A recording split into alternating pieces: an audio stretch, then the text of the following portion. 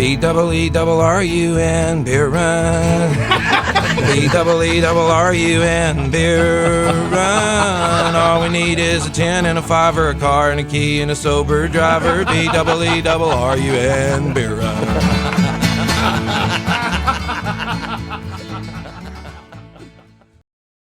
Welcome to the Beer Run, part of the BSnBEER network, the only Saints podcast and YouTube show with a 2-drink minimum and takes as bad as people who don't think Die Hard is a Christmas movie. That's a joke, boy. You missed it. Went right past you. You gotta keep on your toes. Put toes at it. I'll fight you. I'll fight on that hill. I don't care. I am the California Cajun. This is Lil Dice. How you doing, Dale? It's a Christmas movie, Craig. Why? Why is it a Christmas movie? Because it's a Christmas movie. It takes place at the Christmas party, and they learn the spirit of love and forgiveness and Christmas time, and it's wonderful, and you should go watch it right now. Okay, there you go. There you go. If you have any problems with this take, be sure to let us know on social media at BSnBEER Media. Forget that. If you have a problem with that take, I'm going to be outside the Superdome on Sunday. Go and find me outside the Superdome. Have a lovely, polite discussion with me in which I will convince you of the error in your ways and that the Nakatomi Christmas party is the best Christmas party. Yippee-ki-yay, motherfuckers. There you go. Craig is really passionate about this. I don't know if you want to meet him outside for this, but yeah, just let us know. All right. This is the Beer Run. We've got 4 downs. We're going to be talking about some beer, some Saints news, kind of recap this victory over the Panthers. Woo. We're going to talk with a Giants fan on 3rd down. And then on 4th down, we'll give you our keys to the game and our predictions.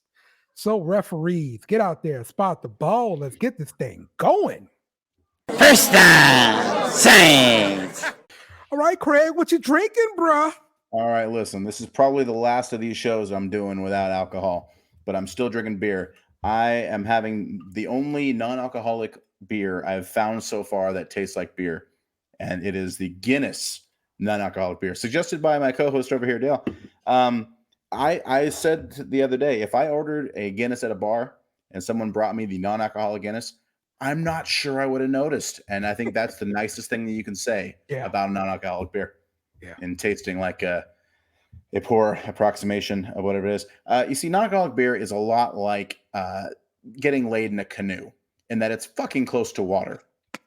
So as long as you can kind of look past that and pretend you're drinking a beer, it can work out. Yeah. All right. I ain't gonna give you no tasting notes. It tastes like a Guinness, just kind of a little bit flat. That's what it tastes like. What are you drinking, Dale? All right. Well, got my last day drinker from Lost 40 Brewing. I need to go to the store again, Craig. Yes, you're up for your every 3 months trek to the liquor store. Apparently, Arkansas has one liquor store.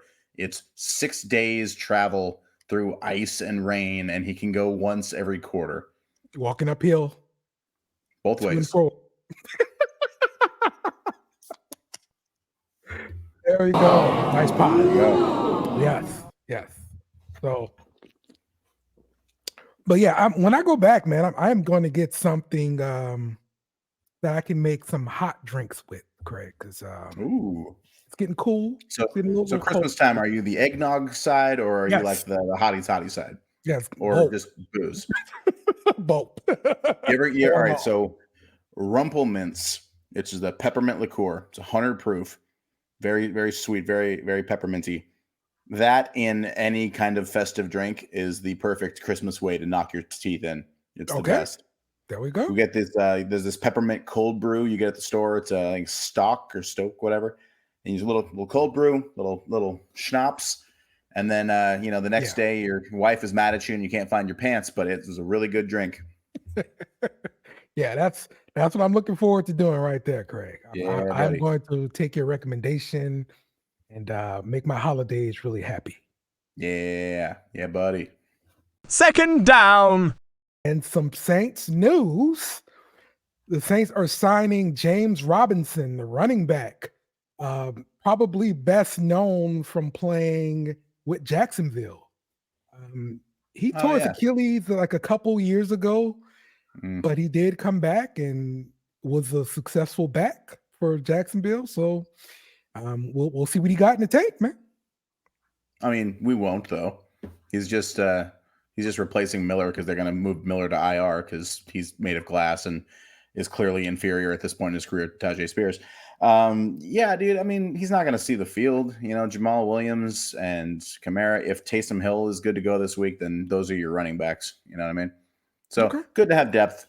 God forbid something happens to Kamara and then you have to use him. That would be just. Whew. Talk about wind out of the sails. Like we don't need anything. We don't need anything to happen to AK these next couple of weeks because this is the fantasy playoffs. Craig. Oh, for God's sake, Tail. You have a whole show for this. Keep it out of mine.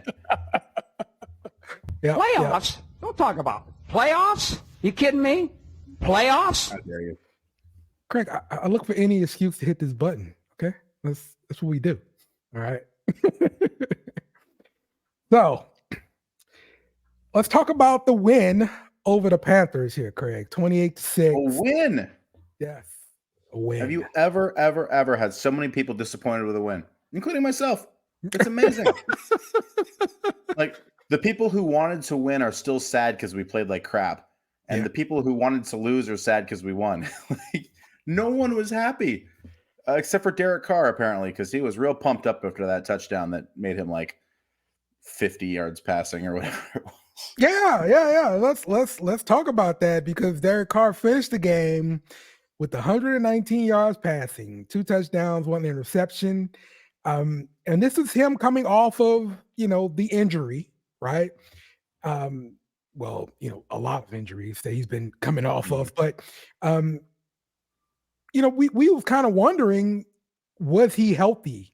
Was he truly healthy enough to play? DA did talk about the health of Carr. Certainly wasn't, in my mind, 100%. But he was more than healthy enough to go out there and play. It wasn't his best performance. It wasn't our best performance offensively.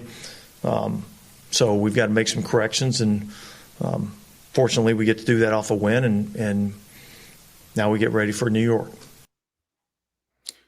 Yeah. I mean, it's always good to correct off of a win versus a loss. So I get that.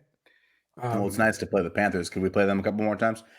Here, we're gonna get into it. Obviously, being an offensive lineman, we talked a little bit on the chaser, which I don't even listen to because I can't stand Dale. The fight with McCoy and how it changed kind of our offense. So I have the stat in front of me right here. Before the fight, Derek Carr was 12 of 18 for 37 yards and an interception. That's bad. Okay. That's real bad. It's real bad.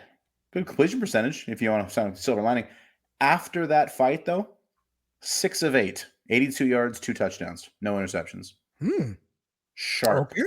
Ever since that fight, sharp, including back-to-back touchdown drives. So I'm not a momentum guy. I'm not an emotion guy. I think you perform better when you're calm, cool, collected, and on the same page. But maybe this needed to happen. Maybe, he's been kind of a prima donna and he's been skating by and people are just kind of like, well, we just got to keep doing what we're doing. He hasn't been as bad as you think we're doing. Shut up, Dennis Allen. That, like if someone just came up and said, listen, you suck. Like, yeah, that guy came and sacked you because you called the wrong protection. You have been throwing the ball behind the line of scrimmage. You are not good. And, if that rattled some things loose and, and if they, whatever it takes to start clicking better, whatever it is, if it works, it works, man. I would love to see us come out and put a bunch of points up and be like, that was the turning point. That's when we started rolling. That's when things changed. It's not going to happen that way. But, I mean, you had to do something. And if it means calling your quarterback out, I can't say that I've yelled at a quarterback on the field. Sideline plenty of times. Okay. But to have that blow up on the field is just a bad look for everybody. Yeah, this is like the third kind of blow up that we've had during the season. First time that the other guy blew up at him. Yes. He blew up a few times, but certainly at receivers. Olave is the one that comes to mind. Mm-hmm. But to have somebody stand back up and let's be real, it's an offensive lineman. It's McCoy, who is a beast of a man. So if y'all gonna get separated, center's gonna win that. I promise. But yeah, man. I mean, we played better after it happened. I mean, those are the facts of the matter. Is after that fight happened, the team played really well offensively. I don't know. I'm not saying there's a correlation, but I mean, it's hard to ignore that kind of a shift. Okay. So you said the offense did well. I mean, okay. I think I think we only had 3 drives after that fight, and we scored 2 touchdowns on them. Yeah. So that's a good point. Okay, I can't argue with that. So then the overall game, though, we ended up with 207 total yards on offense. Disgusting, absolutely disgusting. Now that brings us back to one of the worst periods in my Saints fandom, the Dicker years. Oof. Because this has been the fewest yards accumulated since week 12 of 1997. No, that is the fewest accumulated in a win since week 12 of 1997. Yes. We've had worse than that and just didn't win. Well, yeah, I mean, it proved a couple of things. The offense has problems, and Bryce Young was the wrong pick. That's what we proved this week. 3 years. Give a guy 3 years to call them a bust, unless they play for a division rival, in which case, call them a bust right now. Yeah, there you go. Okay. Hit the button. You got a button for this. Well, yeah, I do. It's that's only for Saints players. Okay, yeah, you. Yes. I like to say it with Trevor Penny. Bust alert. Bust alert. See, it works then. When Trevor's the starting left tackle next year and mauling people, I want to hear some apologies. That's all I'm saying. I'm always willing to admit when I'm wrong, Craig. That's one thing. That's a damn lie, and you know it. Oh, so the Saints went 3 or 4 in the red zone without Taysom. That's definitely positive for the offense. Don't you agree? You know what was positive? They threw to Jimmy Graham twice. They threw it to him twice, and he caught them both. What the hell is going on? And it's also true. Dennis Allen talked about Jimmy Graham shut up, Dennis Allen. and his playing time this season. The number of snaps that he's played has been limited, even in the last couple of games. The one thing that we feel like, man, there's an area of the field that we feel like this player can help us, and that's in the red area. And he's done that the last couple of weeks. And but there's a lot of other snaps that go along in the game other than just the red area. So I think we got to continue to look at that balance. But I think he's, I think he's earned the right to, get some more snaps. And what while being fair to the player, I mean, is he not an effective enough blocker? Is the speed when there's a lot of field in front of him to run deeper? Look, I mean, well, I think we've got some players at that position that have kind of defined roles and things that they can do, and really it's kind of ends up being about opportunities. Jimmy's gone out the last couple of weeks and gotten more opportunities. He's taken advantage of those opportunities. So when you do that, I think you should get more. So I think that's what we'll look at as we move forward.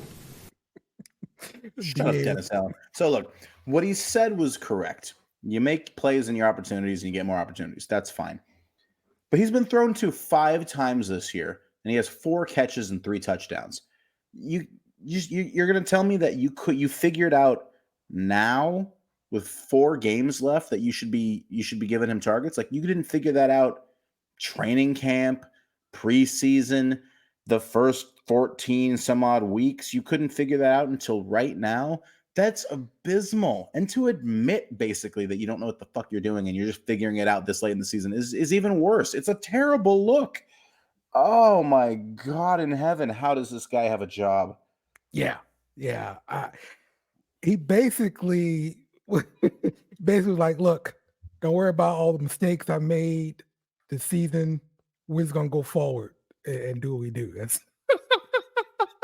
I will say, in their defense, Carmichael and Carr and all these guys, they all fell for the same trap that I did in thinking that Juwan Johnson was going to be a good player this year.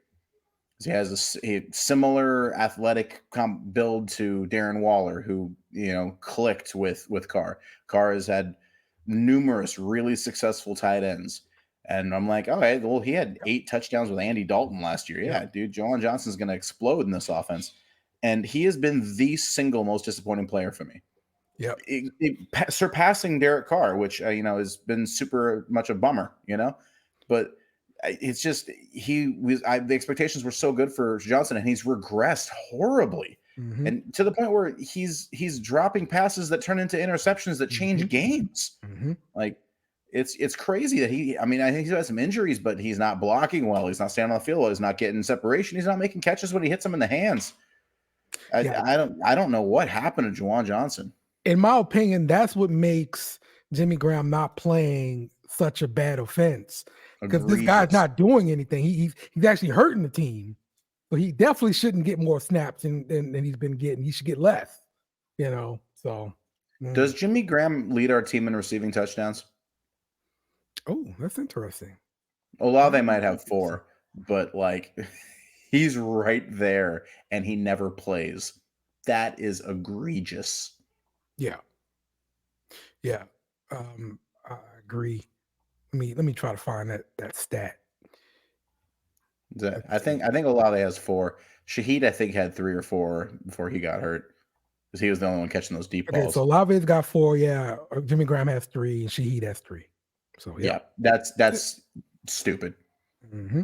Your second leading touchdown guy on your team has been thrown to 5 times. Yeah, it's just stupid. You can't convince me otherwise that this is just some surprise.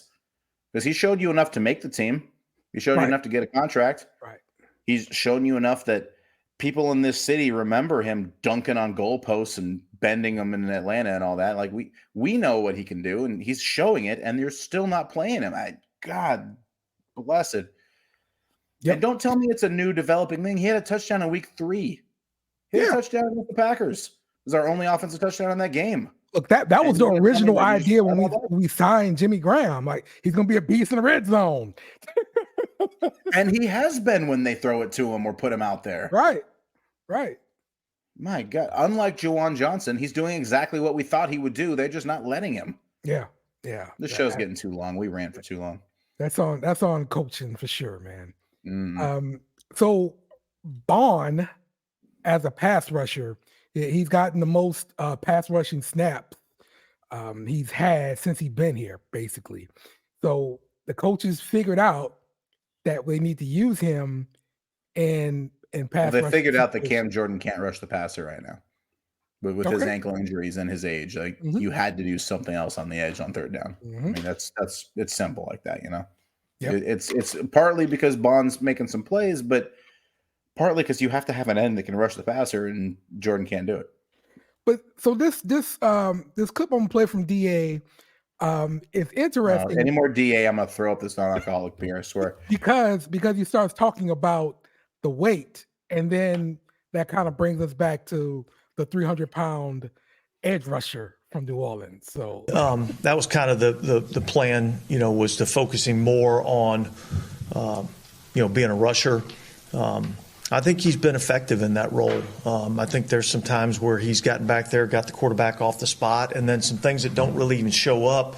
That's something that we've kind of lacked a little bit is when we do get the quarterback off the spot and the quarterback does get outside the pocket, he's got the speed and athleticism to, force the throwaway rather than, it end up being a quarterback scramble or something of that nature. So I just think having a little bit more athleticism I think it's been beneficial for us in terms of trying to be able to rush the passer. I don't see him as a full-time defensive end, because I just think from a size standpoint that's difficult to do at that size. Play a full-time defensive end position, particularly in the run game, things like that. So, when you get teams into a little bit more of a passing situation, there's a bigger role for that player. Yeah, he's right. I disagree with the weight issue because I see tweeners. They're tweeters all over the NFL. They're making it work. But I think they're bigger than him, though. He's not a big guy. He's a small dude. He's 3 feet tall. He's roughly Dale's height. Let me see. I think Zach Bond comparable to 6 feet 225.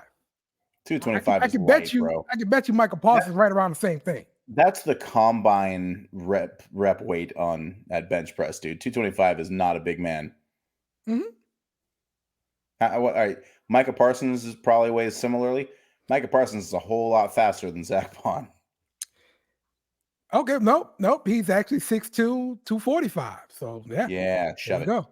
There you go. Yeah. I was wrong. How does that feel, Dale? How does it feel?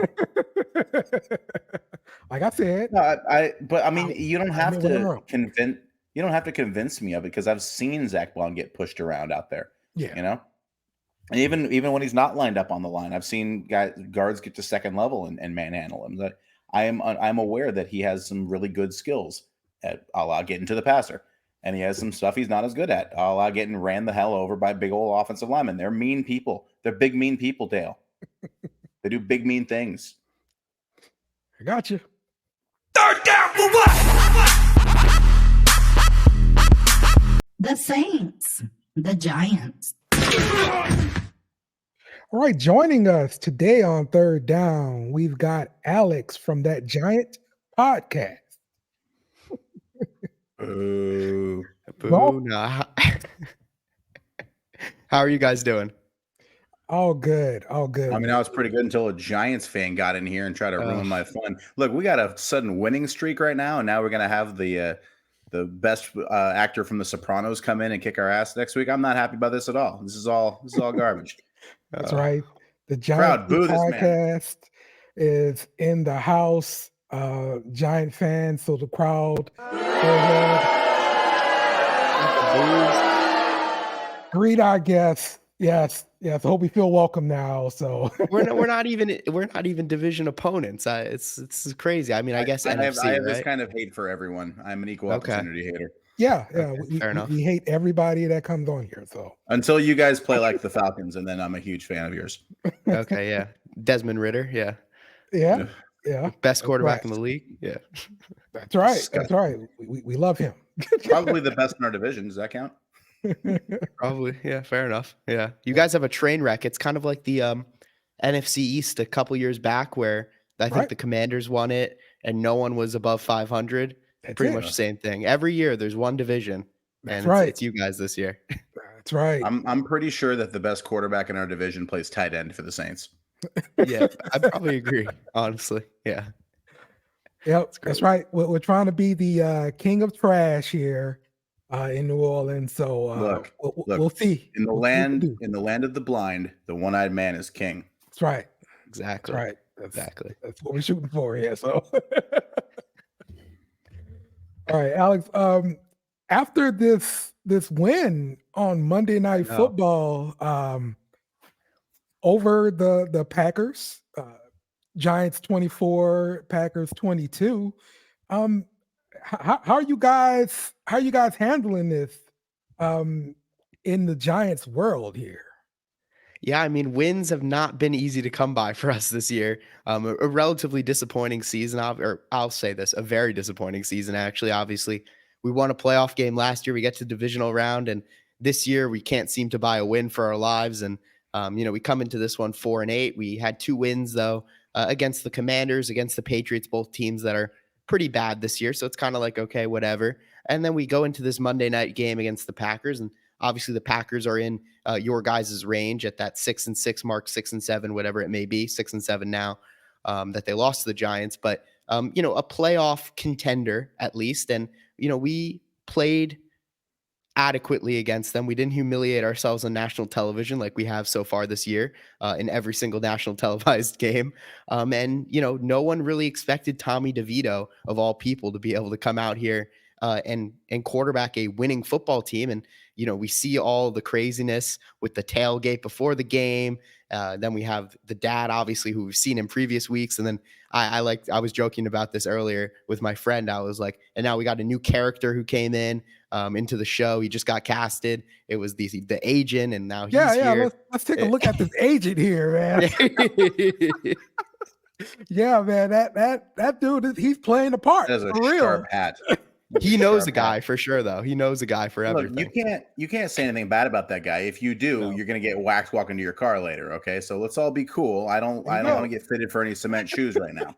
What do you think happened to Daniel Jones? Right? What do you think happened to Tyrod Taylor? I mean, I think those kneecaps were just went on their own. What are you talking about? Hey, forget about it. Yeah, exactly. Yeah, but crazy how this is all like unfolded now. And I was watching the Manning cast. I don't know if you guys on Monday Night Football what you do, but I usually watch the Manning cast because Eli Manning, obviously. Yeah. And yeah, well, there you go. And he was talking about how they're showing the DeVito family more than they're showing the Taylor Swift box for the Chiefs games. So it's so funny, man. And it's brought some happiness to this pretty bad season for us. Yeah, the owners got to get him some better seats, man. They were like all squinched up and stuff, man. You gotta give him some space a little bit, Yeah, but the lack of space it builds the excitement, It's tailgate like normal people, It's I don't know. Yeah. I like it. I like it, man. It is a great story. So yeah, Tommy DeVito here, leading you guys to 3 straight wins. Yeah, be nice. Now that is freaking hot right there. Like 3 straight wins. Like, what does that feel like? I mean, we don't know. It's unbelievable, honestly, because I don't understand how he's doing it. Because here's what I'll say: the 2 games before the bye week, he really didn't look that great. And we were playing a couple of really terrible opponents, and it just felt like we kind of got lucky. But then after the bye week, something snapped, because last night on Monday Night Football, he was just a totally different quarterback in terms of, reading the field, reading the defense. It felt like he was an NFL adequate quarterback who actually was, almost carrying the team on his back rather than the team carrying him on theirs. So I was really, really impressed. I mean, I was talking about this on our show over the bye week. We were talking about who should start. Should it be Tommy DeVito? Should it be Tyrod Taylor now that he's back and healthy? Obviously, Dable went with Tommy DeVito. I kind of disagreed. I was like, well, that doesn't really make sense. Like, Tyrod Taylor is the better quarterback. I still think that, to be completely honest. I still think Tyrod Taylor is the better quarterback, but I do understand, you give the run to the hot hand, and Tommy DeVito, he's doing good things for PR-wise for the Giants as well. So there's benefits for a lot of things there for the Giants. You see, what's cool about Tommy, when he's in the pocket, a lot of good quarterbacks, what they kind of do is they let the play develop, and they take what the defense can give them, right? Yeah. Tommy's different in that he instead of taking what they give him, he makes them an offer they can't refuse. Yeah. I am gonna bang these mafia jokes until somebody mutes me. I swear, this is so much fun. Well, speaking of jokes, look, I'm pretty sure you've seen this one. Yes, I saw that. Yeah, but this was really good. Just being able to share this one of my favorite movies, Coming to America. Yeah, they predicted the Giants beating the Packers with the field goal. Great stuff. I love it. So our kicker quote tweeted it, I believe, on Twitter too, and he was laughing about it. So it's all funny. Yeah, it's awesome, man. It's really awesome. Any chance to see the Packers lose also makes me smile a little bit. There you go. Yeah. So DeVito also rushed for 71 yards. Yeah, gross. Including throwing for 158 yards, 1 touchdown, no interceptions, no sacks.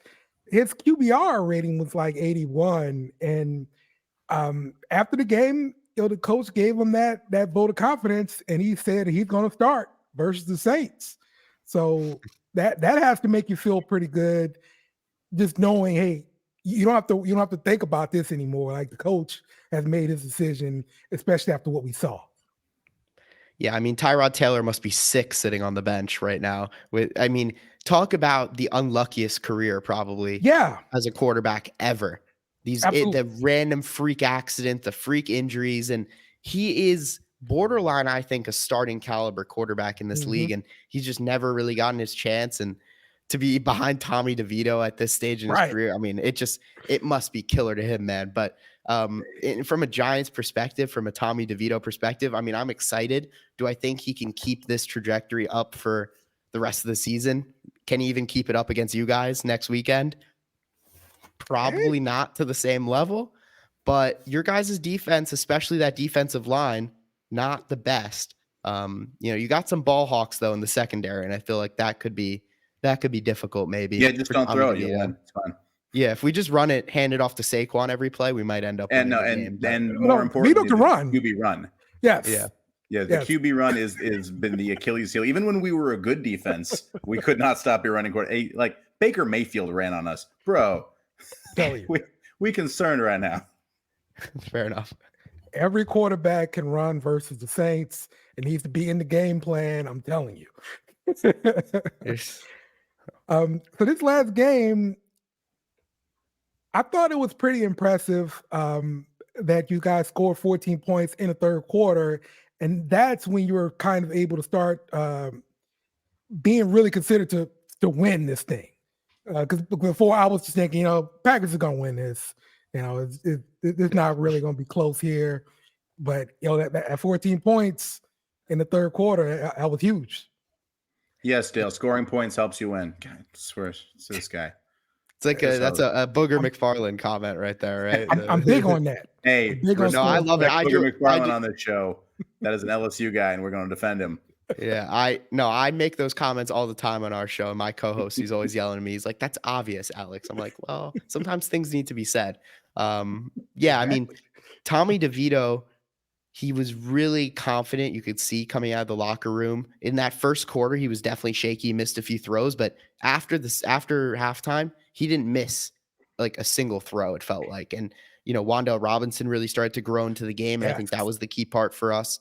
And he's been really, starting to ramp up each and every week now, coming back from that ACL tear last year. And, Saquon Barkley in the running game started to get going. And that's when the offense really started moving in the third quarter. And, they were able to get some drives moving. And I believe they had a special teams, they had a special teams fumble recovery too that helped them out, got them into positive field position. So there was a few key, parts there that helped them out. And then the fourth quarter, obviously, Tommy DeVito, the game-winning drive, gets them into field goal range, and Fat Randy's able to hit it away. So, it was all good for the Giants. I felt like second half, the defense let up a little bit, but offense really got it going. Do you think Wan'Dale is like the favorite receiver now? Here's the thing. Like, I feel like it changes every single week, right? Because we were talking against the Patriots. It was Jalen Hyde. He put up his first 100-yard game of his career. The week before that, we saw quite a bit of Darius Slayton and Paris Campbell. So it kind of rotates each week with this Giants roster because we don't really have that number one receiver like you guys do in Chris Olave. So it kind of changes from week to week. But I think Wan'Dale Robinson, the trajectory that it's going right now and how he's just improving each and every week and he's getting healthier each and every week. And he's kind of the type of player that's so quarterback friendly because you give him the ball and he's going to make something happen rather than a guy like Jalen Hyatt or Darius Slayton, who you really are trying to throw that deep ball to and, seeing if they can get open downfield. So I think Wan'Dale Robinson has to be part of the game plan. And Dable, obviously, he had a 100-yard game against the Packers, has to get more involved against the Saints, especially against a defensive line that struggled, maybe line him up in the backfield, do some stuff with Saquon. And I think that'll be the key if they want to win against the Saints. Yeah, let's look at your defense. The two big names that stand out to me on defense, well, besides the pass rusher, but Bobby Okereke and Xavier McKinney. These guys are combining for over 200 tackles on the season so far. Talk to me about these guys. I mean, Okereke has been a really good signing. I mean, he was over free agency when we did sign him. Everyone was kind of calling it an overpay because he was there were some other linebackers in the market at the time that people said, oh, that's like similar to Okereke, and they were getting paid maybe $7-8 million a year. Okereke gets, I believe it was $10 million a year over 4 years, so $40 million. So people are kind of calling an overpay, but the way he's fit in this Giants defense and Wink's system, he's been all over the place, whether he's blitzing as one of Wink's extra rushers, whether he's dropping back in coverage, whether he's in the run game. He's just been monumental. And obviously he's been the Mike guy as well for the Giants. So kind of the leader of that defense, taking over from Xavier McKinney, who you also mentioned, who used to be calling plays on the defensive side of the ball. And obviously from the safety spot, that is a little bit harder than when you're a linebacker. So bringing in that strong, versatile player right in the middle of the park of that defense. And he's been really, really excellent for us. And McKinney, he's been off and on a little bit for the Giants. He came out with some comments about how the Giants leaders weren't believing in the team kind of when things were going bad. So some people were kind of turning on him and he made some controversial comments. So he's been, having a rough season of sorts, obviously in his contract year now, but over the past few games, he's really picked it up as well. And you mentioned he's a tackle machine. And him and, I'll give some credit also to another player in that secondary next to him, Jason Pinnock, who we got off waivers from the Jets last offseason. He's been excellent as well, those two guys on the back end at the safety spots. Okay. Yep. I'm telling you, I've got Okereke in fantasy. Okay. It's been good. Yeah, he's good, man. See, I knew one of two things was happening. Either the guys he brought up were on one of his fantasy teams or they went to LSU. This is the only time that Dale will bring up a player on the opposing team. Unbelievable, Dale. Be a professional. We have a guest in the house. Now, your front seven, led by Thibodeau with 11.5 sacks, that's been pretty scary for us because, look, blocking on the edge is a problem. But now you also got Ojulari, who's coming back healthy. And well, look, he didn't go to LSU. His brother went to LSU. Yeah. Oh, okay. It's a disease, right? His brother is His brother's BJ is in Arizona. Okay, he's in Arizona. I get the inconsequential, crappy teams that I don't want to play confused. But yeah, so the defensive line, how have they been looking so far this year? I mean, Thibodeau has been really, really good, and not a lot of people are giving him a lot of credit for that. He's up there as one of the top sack leaders in the league, and every single game he's making big plays, big sacks. But even more than the sack numbers, what he really struggled with last year was setting the edge and defending the run, and he was not good. He was just getting ran over in the run game. This year, it's been the complete opposite. He's really worked on that well in the offseason, and he's setting the edge really well, and he's getting all these tackles for losses. He's reading the game better. So in addition to his pass rush prowess, which we saw last year, but he was just not really getting home at the end, hence why his sack numbers were a little lower. But the big improvement has been in the other aspects of the game, which, are, I guess, not as Twitter worthy or, stuff that people are talking about online when you're not watching the game. So yeah, exactly. And Dexter Lawrence, I mean, I can't forget him. He played only 20 snaps. He's nursing a hamstring injury, luckily for you guys, but he still got a sack, even only playing 20 snaps. And he's just a beast in that inside. I hate that. I hate that so much. I'm not happy to hear this at all. I'm going to disagree with my wonderful co-host over here for a second. I don't think that we have a problem blocking the edge. I think we have a problem with the quarterback holding the damn ball too long. And that's going to translate really poorly. Oh, man, I hate this. Every time we do one of these shows, I hear some stuff and I go, damn, I am so upset about that. I don't want to hear about this at all. You know what we're really bad at, though? Is there some deep shot opportunities? Like, do we have anything that we can do on this defense that can give me some hope? I'm going to the game this week, all right? I don't want to go in sad. Like, where can the Saints exploit? I think the defensive back room, we've got Deonte Banks, and he's a rookie, so he's always going to be prone to a rookie mistake, right? Corner is the most difficult position to play as a rookie, probably besides quarterback.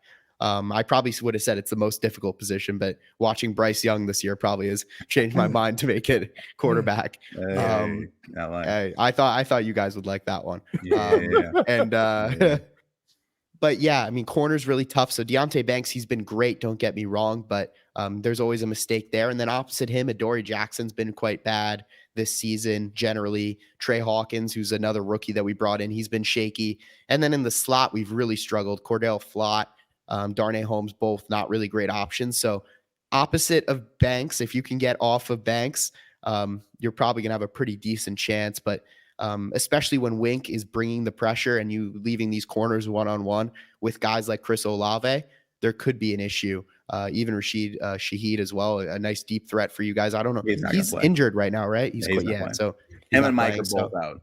Yeah. So I know Michael Thomas is out. He was on my fantasy team, so that's all I know about that. But I love Mike. Yeah, it's really such a shame what happened to his career, to be honest. So I could do a whole show just me crying into a bottle of whiskey about Mike Thomas. At least you guys have Chris Olave, though. At least you guys have Chris Olave. We haven't had a top. Some of us are happy about that. Some of us aren't. Yeah. Well, Derek Carr doesn't seem to be happy about it. and he doesn't like speaking of fans being split, we could talk about Derek Carr right now too. Hey, it's cool. We don't have that much time. All right, Alex. So if this game were to go your way, what does that look like? I think it means if we win this game, it means that we ran the ball a ton. Saquon probably has 30 plus carries, which is crazy, but it makes the most sense game plan wise. And then I would say Tommy DeVito doesn't turn the ball over. And I think those are the key things. And our defense is just going to have to keep playing as it is. No special teams errors, which is tough for us to do because we make errors constantly on that side of the ball. We're probably the worst special teams unit ever. And that's going to be the key. So just not turning the ball over. We cannot shoot ourselves in the foot. We cannot afford mistakes because we don't have the talent to make up for it. And then just running the ball effectively is going to be the key in that offensive line, just creating holes for Saquon Barkley. Now, one thing to keep in mind, though, the Panthers ran for 200 yards in that game and lost 28-6. Yeah. But Tommy DeVito is a different beast from Bryce Young. Tommy DeVito ain't no number 1 overall pick, tell you what. Exactly. Bryce Young doesn't have that agent, does he? No. He's got some hot shot agent, I'm sure. Yeah. Not the same. Yeah, it's not the same. Man. Not the same. He doesn't have CJ Stroud's agent, I'll tell you that. Well, yeah, that's true. All right. So, Alex, give us a prediction and what you think are going to happen this weekend. I'm going to be honest. I was so depressed as a Giants fan up until pretty much this week with Tommy DeVito that I've been just predicting losses every week. Okay. But I'm going to go. Here's the thing. I actually really like the Saints roster. I think you guys have don't get me wrong. I don't think you're a Super Bowl contender roster, but I think you guys are a playoff contender roster. I like Derek Carr. I know he's had a rough season for you guys. I like a lot of your weapons. I like Alvin Kamara. I think he's still playing at such an elite level for you guys as well, which I don't think is really getting talked about enough because of how poor you've been on offense in some sense. But I like a lot of your pieces. Your defense definitely, does have some things to be desired, especially on the defensive line. But I still see the way you guys match up. Your weaknesses match up against our weaknesses. Our offensive line's our weakness. Your defensive line's your weakness. It's kind of like a battle of bad. And I think the way you match up in other aspects, your DBs, you're pretty decent DBs against our poor receivers generally. Also is a good matchup for you guys. So I'm gonna go with I think, what did I predict on our podcast? I think I said 20-17 Saints. I think that's what I said. So I will say I think I gave you the guys the win. So I think that is. I was gonna say so many mean things about you, and then you said all that nice stuff, and now I don't want to say anything mean. Yeah, you can't say anything mean. I think it's gonna be a close game, though. I don't think it's gonna be super one-sided. But then again, when I do say that, it's always one-sided, and we lose by like 40. That's what I said week 1 against the Cowboys. I'm like, this is gonna be a close game. Like I predicted like something like 21-20 or 28-27. Did any of us think the Cowboys were gonna be that good this year? I didn't think they were gonna be this good. Yeah, there's no way they stay this good until playoffs. I mean, I just can't. Well, yeah, they're the Cowboys, but I mean, they're gonna be good until then. Yeah, I mean, they demolished the Eagles, man. I did not see that coming. Did not see it, but yeah, I mean, it's really tough. You guys have a bad division. At least you guys have that. Our division is great. At least the top 2 are really, really good. So it's rough, but it is what it is. We'll be up there one day. One day. Yep. I understand, man. All right. Well, Alex, we appreciate you joining us on the Beer Run. Can you plug your podcast? Let everybody know where they can find you and listen to your stuff. Yeah, thank you very much for having me on. You can follow us on Twitter at the Giant Take Pod. I think we're on Instagram at the same name, TikTok also. We do coverage every game, previews, recaps. So probably some fun off-season coverage because we're so bad. So not ideal what we wanted, but I'm sure we'll have a lot of draft talk and stuff as well. But thank you guys so much for having me on. Oh, appreciate you thanks joining so much, us, man. Appreciate you. They're going to go for it here on 4th down. What do you have to say about our guest? I want to tell you right now, did not have any idea what the hell he was talking about. All nonsense. Everything he said was a lie. He's a slanderous man. Whatever, all of it. Shenanigans. He's fine. He's a nice guy. We say this every week. All right. So we're coming down to the keys to the game here, Craig. So if the Saints are going to beat the Giants, I believe we need to limit the quarterback running. This past game was his best game of the season in the rushing department with 71 yards. So we cannot let this happen to us. Oh, yeah. No, he will. It's fine. No, but it's not about the number of yards. It's about the situations, How many 3rd and 13s will they convert? Yeah, you're right. That's where he gets us. It's not like these running quarterbacks like Josh Dobbs didn't have a ton of yards, but every 3rd down it was automatic. That's where they get us. It's the situational running. That's what Baker Mayfield did when they torched us. He didn't just take off running all the time. He took off running on 3rd and long and would beat us. Yeah. So combined with DeVito being able to run, and Saquon Barkley looking like old Saquon, and our defense looking the way it's been looking, I am not feeling good about this in any way, shape, or form. Yep, that's the next key to the game. Stop Saquon Barkley from running. In the last 3 wins, he's had 4 touchdowns together. So he is definitely a key to this team, and we got to shut that down. I love this is the kind of in-depth analysis you only get from the Beer Run. That's right. So here are 2 keys of the game. Don't let the quarterback beat you, then don't let the running back beat you. Is the 3rd key that we don't want to let their wide receivers beat us too? No, because we don't know who the hell they're. We're not worried about the wide receivers, Craig. No, but I mean, it's the same thing we say every week. If we stop the run, we're gonna be just fine. And every week we find a way to get gashed. And I am not excited about this matchup. I don't like it. They're won 3 in a row. They're hot. They found something with this rookie mafioso, and we're over here infighting. We're yelling at our quarterbacks, and we're hearing rumors of our star defensive back on the injured the IR list has a problem with DA, and I'm sure guys like Mike Thomas do too. We are eating ourselves alive. We have a coach that no one wants to have here, except maybe Mickey Loomis, and that's a problem. It is getting testy. It is getting ugly, and the fact that we won 28-6 against a hated division rival and nobody cares is a really bad sign. I wish I waited longer to buy the tickets to this game that I'm going to on Sunday, because they're probably really cheap right now, and I bought them way too early. Yeah, there's going to be a lot of empty seats. I don't know, man. Like the Giants fans probably will probably get in there and they start paying too much for the tickets. So, no, God, I hate. If I go there and it's the kind of split like it was against Detroit, where the whole lower bowl of the stadium is all blue jerseys, I'm going to go to jail. It will be, because look, New Orleans is a destination. So especially you coming from the cold, going down south. Yeah, give me some of that.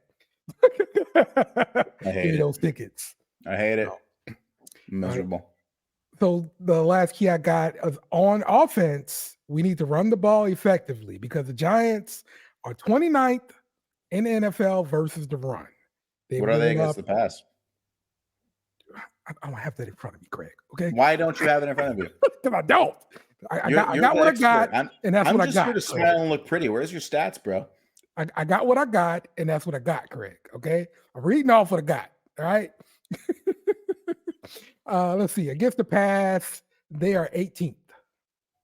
Okay, so middle of the road.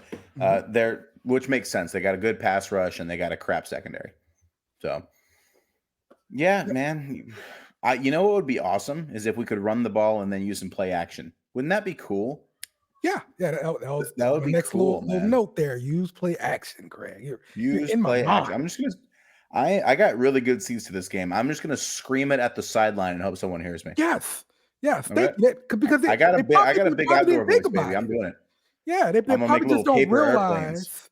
they don't realize they're not using play action. So yeah, you can help them out, Greg. They must just not know. I mean, clearly they don't listen to this show because I have been beating that drum for longer than we've had a podcast. Yeah, My God, I like it. Oh. All right, prediction time, Craig.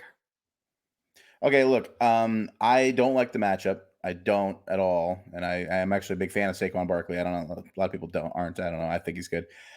I think we win though because I think Cinderella hits midnight every now and then, and 3 wins in a row with Tommy DeVito.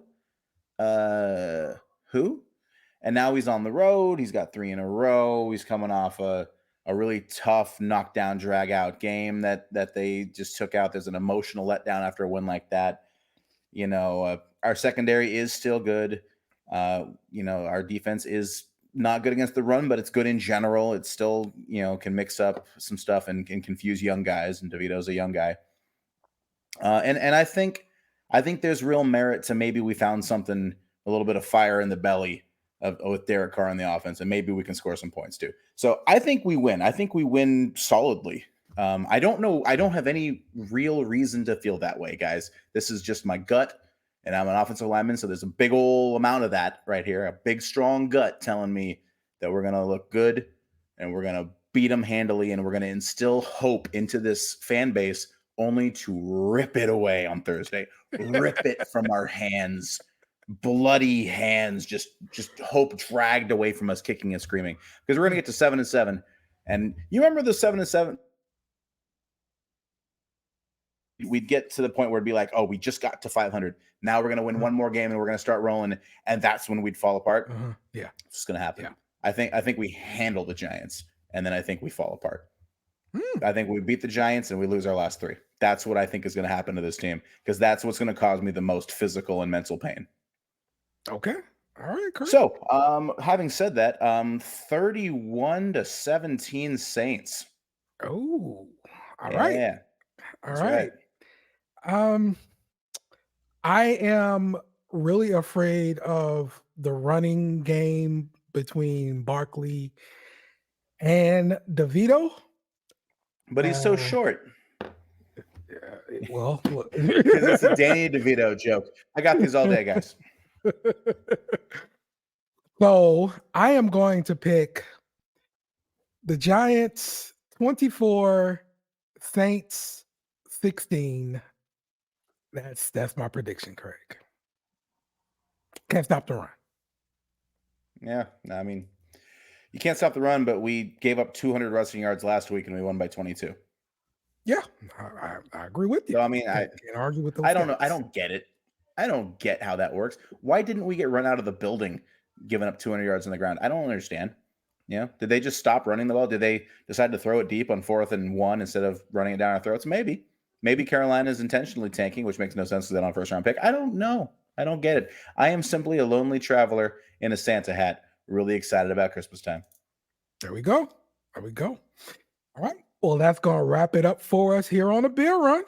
Yo, I enjoy this so much every week. I'm so happy that you guys chose to waste an hour of your life listening to us ramble about shit.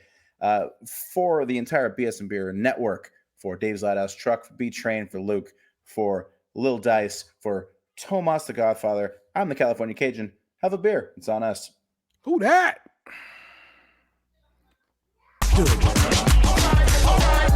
Remember to follow us on social media at BSnBEER Media. Also, smash the like button on YouTube and share with friends.